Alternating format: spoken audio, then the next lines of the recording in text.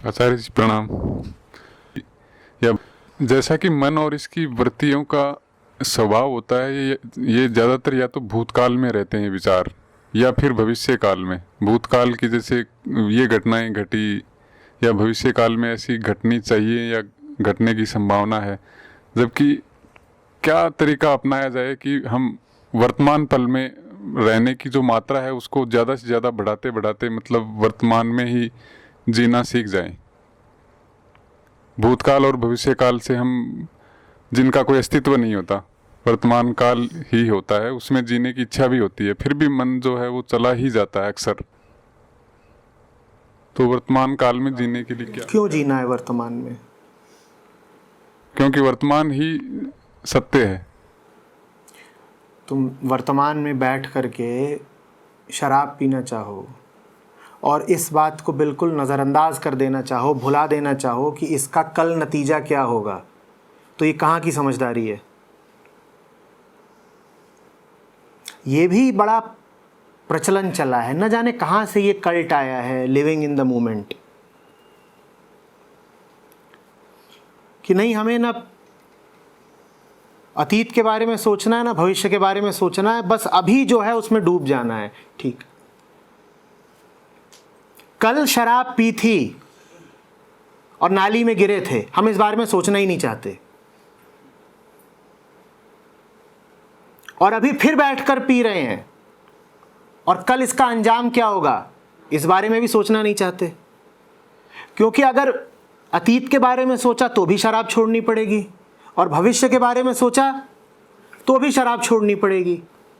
तो बस live in the now.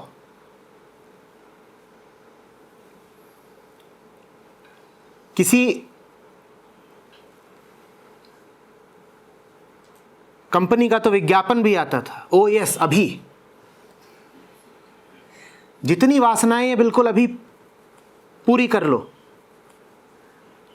ये विचार भी मत करो कि इसका परिणाम तुम्हें ही भोगना है।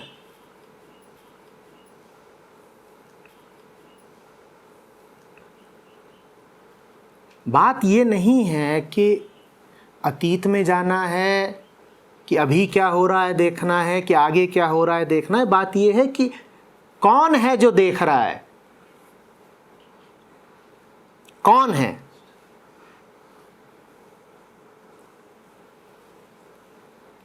एक अपराधी योजना बना रहा है कि कल लूटना है, वो भी भविष्य का ख्याल कर रहा है ना, कर रहा है ना।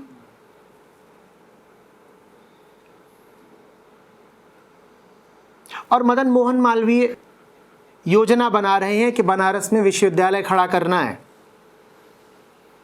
और बहुत बड़ी यूनिवर्सिटी, तो उसकी भी योजना बनी होगी ना। दोनों ही भविष्य की ओर देख रहे हैं, देखने वाले में फर्क है। भविष्य की ओर देखने में कोई पाप, कोई अपराध नहीं हो गया। पर ये एक अमेरिकन विचार निकला है, उपभोक्तावादी विचार है, ये भोग को बढ़ाने वाला विचार है, अमेरिका से आ रहा है। कुछ वहां पर लेखक इत्यादि हैं, वो यही बता रहे हैं, ना हो ना हो ना हो, और तुमने भी पकड़ लिया।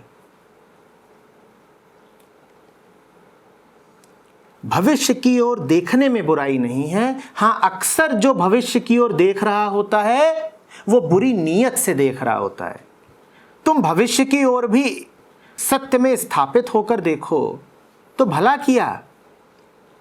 इसी तरह अतीत की ओर देखने में बुराई नहीं है। पूछो कि अतीत की ओर कौन देख रहा है और क्यों देख रहा है।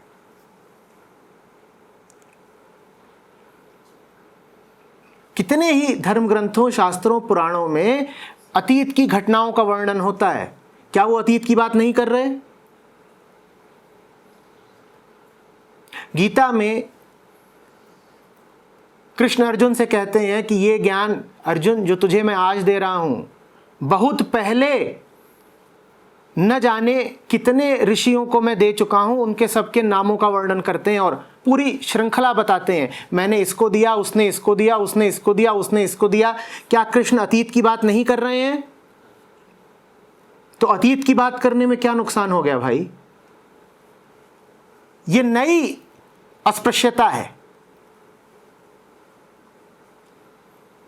कि past and future are untouchable.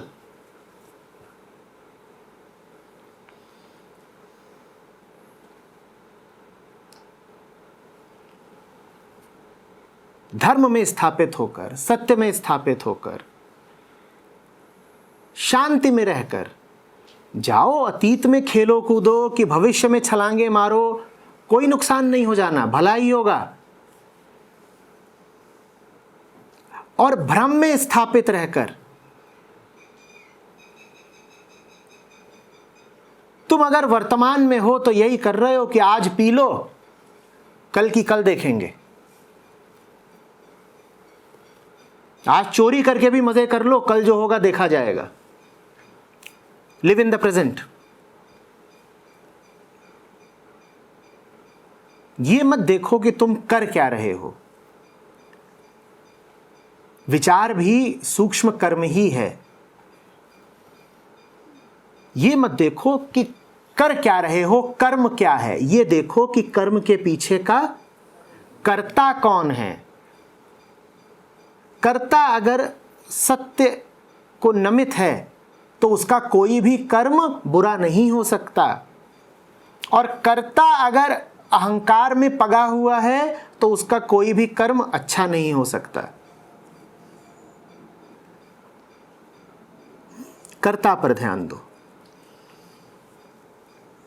संतों ने तो कितनी बार तुमको चेताया है कि देखो जैसे जी रहे हो इसका परिणाम क्या होगा। कबीर साहब तुम्हें अतीत की ओर भी ले जाते हैं कि जब मां के गर्भ में थे तब तो सर नीचे ही था तुम्हारा, अब बाहर आकर के जरूर तुम बहुत सर उठा के चल रहे हो। ये अतीत की ही तो घटना याद दिला रहे हैं। और बार बार जो तुमसे कहते हैं कि देखो तुम्हारा हश्र क्या होने वाला है, ये भविष्य की ओर ही तो ध्यान खींच रहे हैं। तो अतीत को देखना, भविष्य को देखना अपने आप में कौन सी बुरी बात हो गई भाई।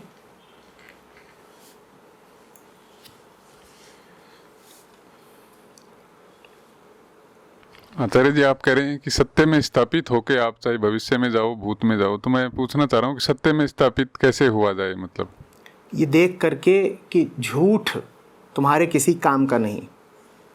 सत्य तो स्वभाव है, उसमें कुछ कर करके स्थापित होने की तो जरूरत भी नहीं होती।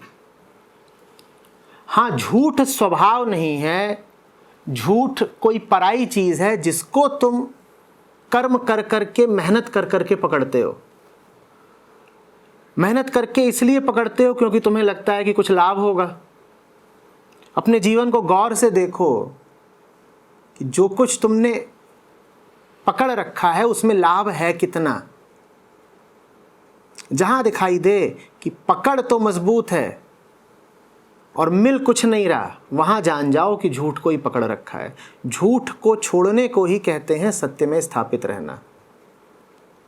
आचार्य जी, जब कुछ कर लेते हैं उसके बाद मुझे समझ आता है कि ये चीज़ और बेहतर करी जा सकती थी, और उस वक्त जब कर रही होती हूँ तब ये अवेयरनेस कहाँ नहीं होती है ना, उससे उस थॉट में नहीं होती है करने से, कुछ बोलने से पहले, या जब बोल देती हूँ जब बाद में हो जाता है तो लगता है should have, would have, could have done this. और तो ये इस चीज़ पर मैं कोशिश जारी है कि थोड़ी सी और समझ बढ़े या थोड़ी सी और पेशेंस बढ़े, बट वो नहीं हो रही है। बेटा, सबसे अच्छा तो यही है कि जब कुछ ऐसा जो भ्रामक हो, मिथ्या हो रहा हो, ठीक उसी समय चेत जाओ।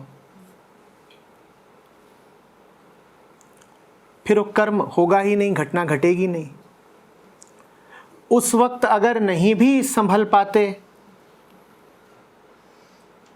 तो जब जागो तभी सवेरा। जब जानो कि भूल में जी रहे हैं तभी भूल सुधार कर लो।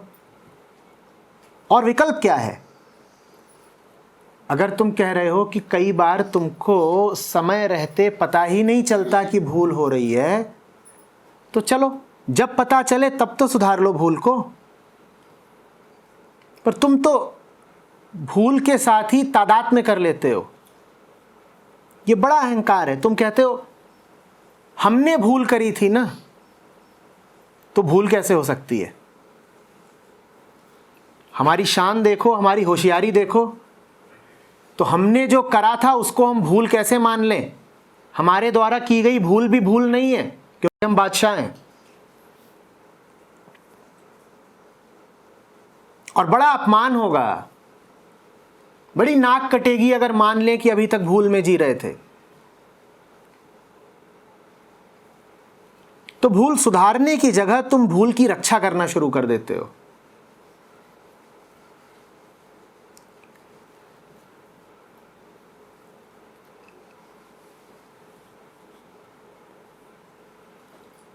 जब तक तुम्हें पता नहीं चला कि गलती हुई है, तब तक तो फिर भी गनीमत है। पर जब जान जाते हो कि गलती हो चुकी है, उसके बाद भी गलती के पक्ष में, गलती की रक्षा के लिए खड़े हो, तब चित्त में बड़ी अशांति उठेगी, क्योंकि अब आंखों देखी मक्खी निगल रहे हो।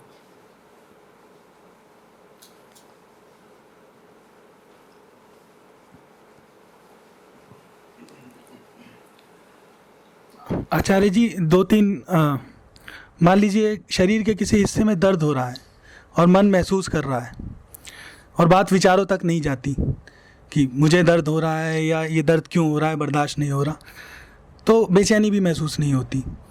तो मन जान रहा है कि दर्द हो रहा है, शरीर में दर्द हो रहा है बिना विचारों के। ऐसे ही दूसरा केस अगर लें, किसी से बात कर रहे हैं तो अपने विचार शांत हैं पूरी तरीके से, बात सुनाई दे रही है सामने वाले की, और उसकी बातों में सारे रहस्य खुल जाता है, इंटेंट खुल जाता है, क्या बोलना चाह रहा है, क्यों बोलना चाह रहा है, किस पॉइंट से बोलना। तीसरा अगर हम लें कि मन में विचार आ जा रहे हैं, तो आया और चला गया, मन के एक हिस्से ने उसको देखा आता और जाता हुआ, और कोई प्रतिक्रिया नहीं की, क्यों आया, मेरे काम का नहीं है, वगैरह वगैरह। तो काम सारा मन के द्वारा हो रहा है।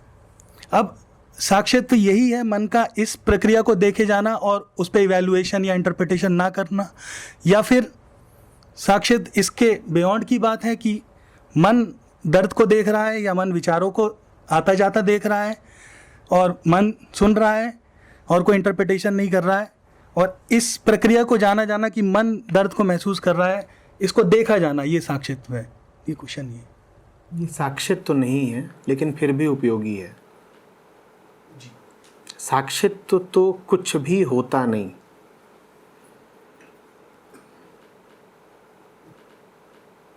तुम बता रहे हो वो मन द्वारा मन के अवलोकन की बात है। मन ही मन को प्रकाशित कर रहा है, मन ही मन को देख रहा है। पहले मन आलोकित कर रहा है, आलोकन हुआ, और फिर मन ही अवलोकन कर रहा है। ठीक है, अपने आप में बहुत है।